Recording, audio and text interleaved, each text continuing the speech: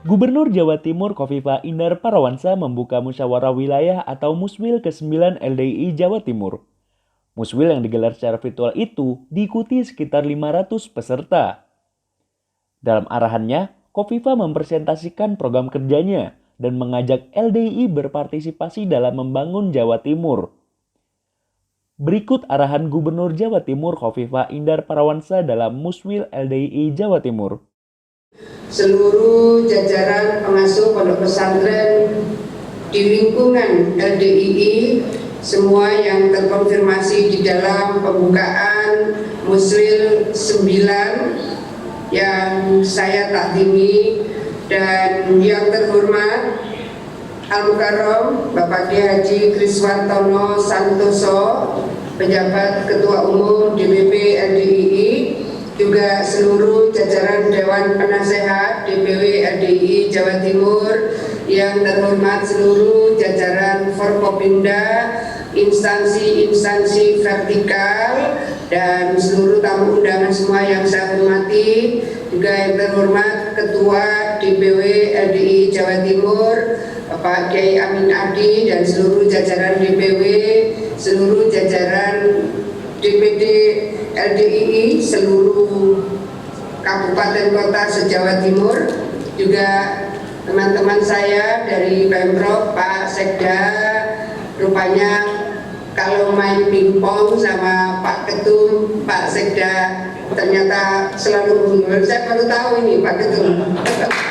Juga seluruh teman-teman dari pimpinan OPD yang rawuh, semua hadirin hadirat yang saya hormati, saya mohon maaf karena berendeng yang harus saya ikuti berbagai kegiatan secara virtual, jadi saya mohon maaf sekali tidak bisa hadir secara langsung, tapi hati kita berseiring bersatu di dalam format pembukaan musyawarah wilayah yang ke-9 LDII Jawa Timur ini, bahwa gerakan pikiran dan seluruh energi yang sudah didedikasikan, diabdikan oleh LDII selama ini, semua saya rasa berseiring dengan pemenuhan kebutuhan masyarakat dan berseiring dengan program Pemprov Jawa Timur.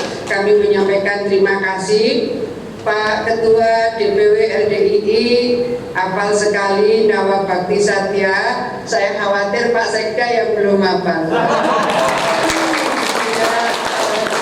Jadi kami memang berharap Nawa Bakti Satya itu paling tidak akan menjadi framework bagaimana konsolidasi secara programatik bisa kita lakukan.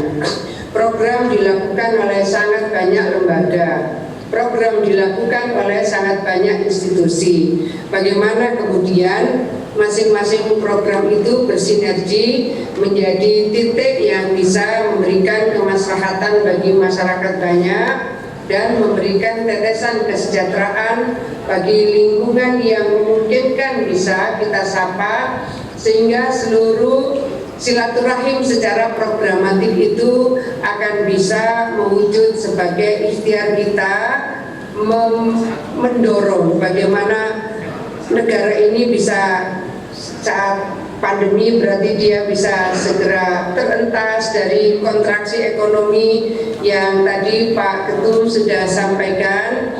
Kontraksi ekonomi di Indonesia, terutama di Jawa, memang cukup dalam. Jawa Timur sendiri terkontraksi minus 5,9%.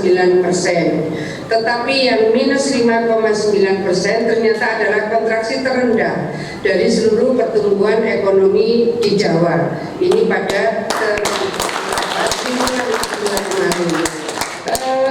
Begitu juga akhirnya berdampak pada PHK. PHK di Jawa Timur ini 4%, tapi ada provinsi di Jawa sampai 31%, 17%, terendah 12%, langsung kemudian Jawa Timur 4%. Jadi yang PHK 4% di Jawa Timur ini juga terendah se-Jawa. Ini tentu adalah kontribusi kerja keras dari semua pihak yang sama-sama berikhtiar mencari jalan keluar terbaik di saat pandemi COVID seperti sekarang. Efeknya di 215 negara di dunia. Ada efek kesehatan, ada efek ekonomi, ada efek sosial budaya, dan seterusnya. Yang kita biasanya melakukan silaturahim dengan interaksi yang mungkin lebih hangat, lebih dekat, dan seterusnya.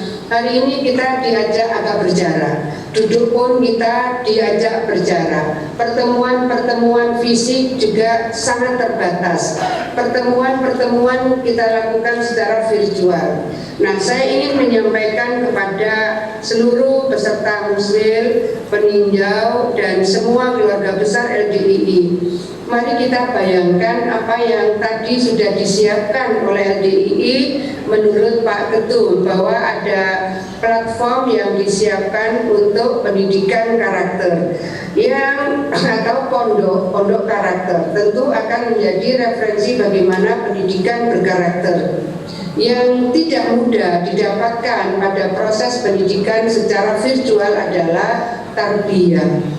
Proses pengasuhan yang itu efektif jikalau di pondok pesantren, yang itu efektif jikalau memang ada guru tertentu yang memang mendedikasikan dalam proses mendidik, tidak hanya transfer of knowledge, tapi ada pengasuhan di dalamnya.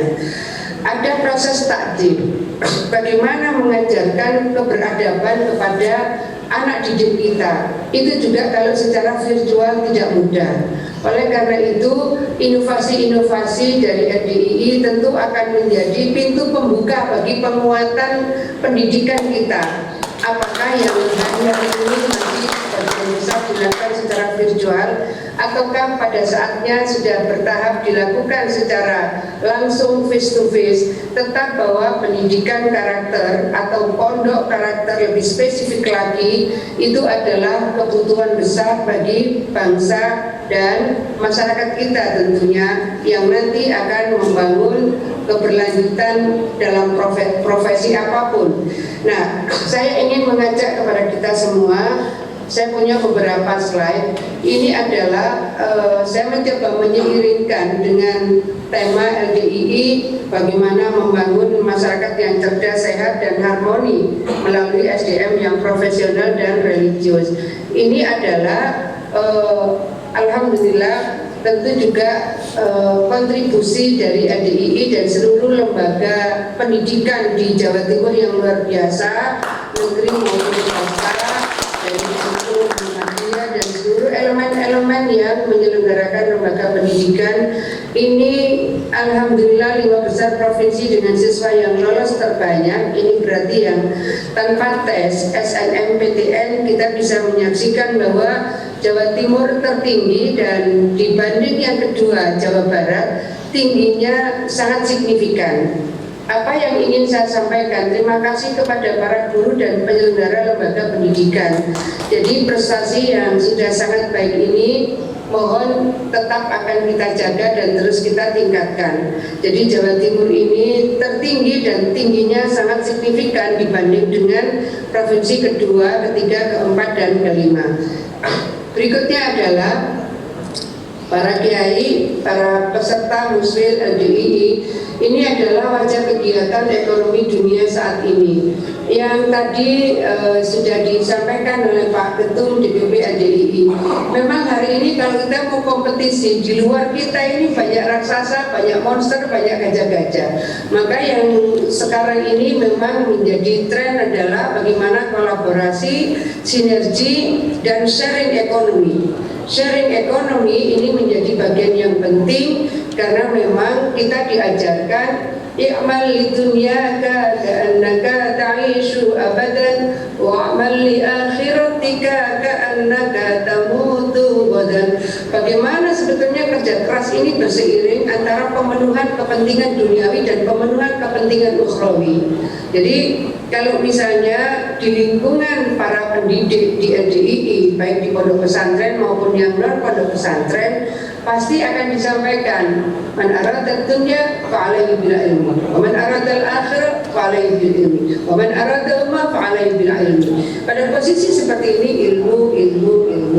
Oleh karena itu kontribusi dari seluruh elemen strategis untuk memberikan pencerdasan kehidupan bangsa yang bisa menyeiringkan antara kerja keras dalam pemenuhan kebutuhan duniawi dan kerja keras pada pemenuhan kebutuhan ukhrawi, ini yang memang harus terus kita bangun keberseiringannya.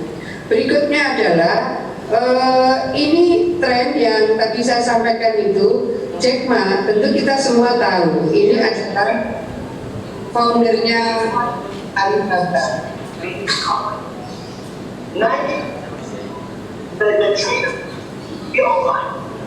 Today was China. Today's so today all the discussion, I love business. I'm sure you want to be small business because you have to present. And 80% of the business at that time, and 80% of the business at that time had to be globalized. You're not globalized, you're dead. It's easy to love, but it's difficult. It's complicated. This thing it goes gonna everybody. So trade is the way to stop. Trade is the way to trust. Trade is not the weapon to fight each other. People like us should always try to pick up the trust between different countries, cultures. And this is the stand out. You need business. Ya, terima kasih. Ini sebagai salah satu referensi kita bersama bahwa memang trennya adalah online. Bagaimana kemudian small business kita itu juga akhirnya globalized. Ini harus bersama-sama, berseiring, saling bersinergi. Maka saya sering sampaikan, kompetisi itu kita harus tahu kompetitor kita siapa. Tapi kalau kita bersinergi, rasanya kekuatan yang kecil-kecil itu kita jaring bersama sebagai sebuah satu energi. Saya rasa energi ini akan menjadi raksasa juga pada akhirnya. Sama halnya proses renewable energy. Renewable energy yang sudah sangat konsisten dilakukan oleh LDII. Ini satu titik, tapi kalau dihitung jadi berapa megawatt, sebuah kekuatan yang sangat besar. Oleh karena itu, kepada seluruh komunitas kita, kepada seluruh jamaah kita, saya juga ingin sampaikan, keluarga besar LDII, saya rasa sudah akan terus menyampaikan pesan-pesan bagaimana proses perdagangan kita, terutama pemasarannya, sudah makin harus dilakukan secara online. Alibaba adalah founder, Alibaba ini salah satu retail terbesar dunia dan foundernya adalah Jack Ma yang baru saja kita dengarkan bagaimana tren di 2030. 2030 itu berarti 9 tahun lagi. Waktu yang menurut saya tidak lama. Kalau yang anak-anak sekarang itu SMP, berarti 8-9 tahun lagi mereka kalau lanjut dengan cepat S2.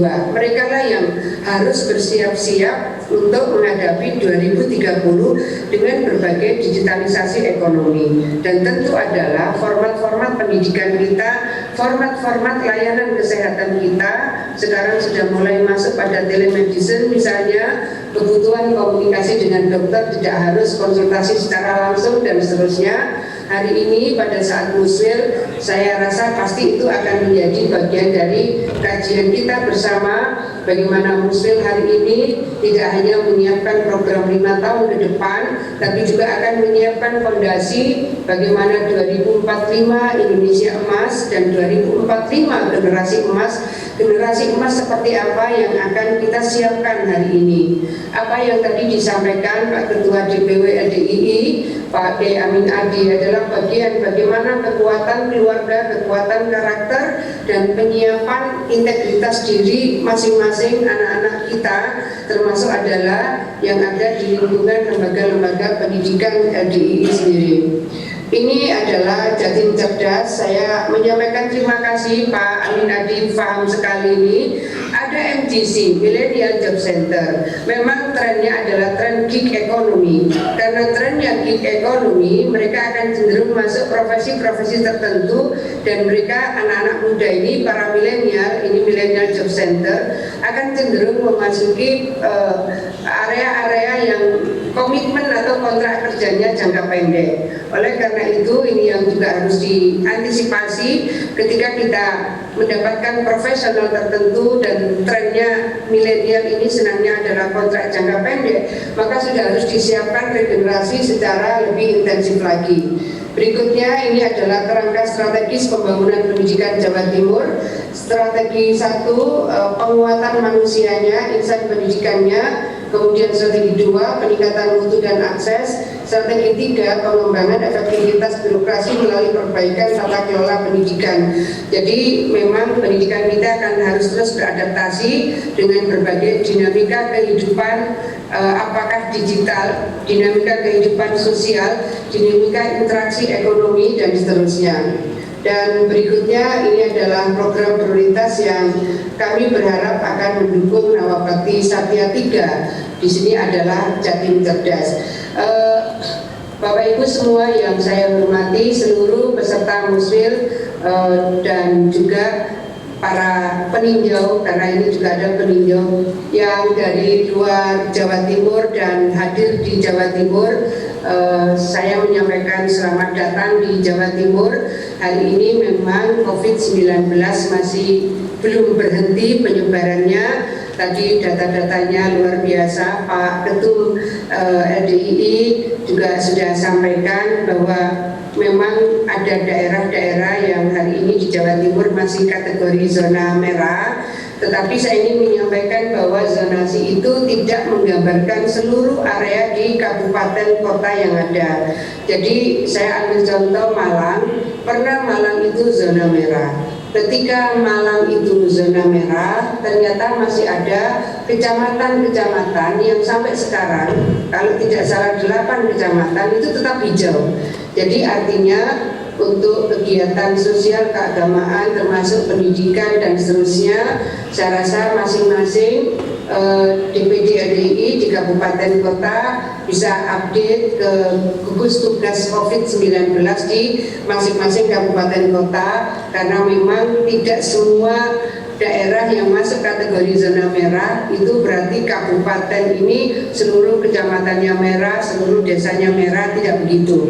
Oleh karena itu, kegiatan mana yang mungkin sudah bisa dimulai, kegiatan mana yang mungkin baru sebagian saja, kegiatan mana yang mungkin harus dilakukan secara virtual lebih dulu, mohon berkenan update ke gugus tugas masing-masing kabupaten kota di daerah masing-masing. Demikian Bapak Ibu semua yang saya hormati, saya menyampaikan selamat mengikuti musyawarah wilayah yang ke-9 LDII Jawa Timur. Mudah-mudahan Muswil yang ke-9 yang dilakukan pada saat pandemi COVID-19 ini justru akan melahirkan pikiran-pikiran out of the box, pikiran-pikiran besar yang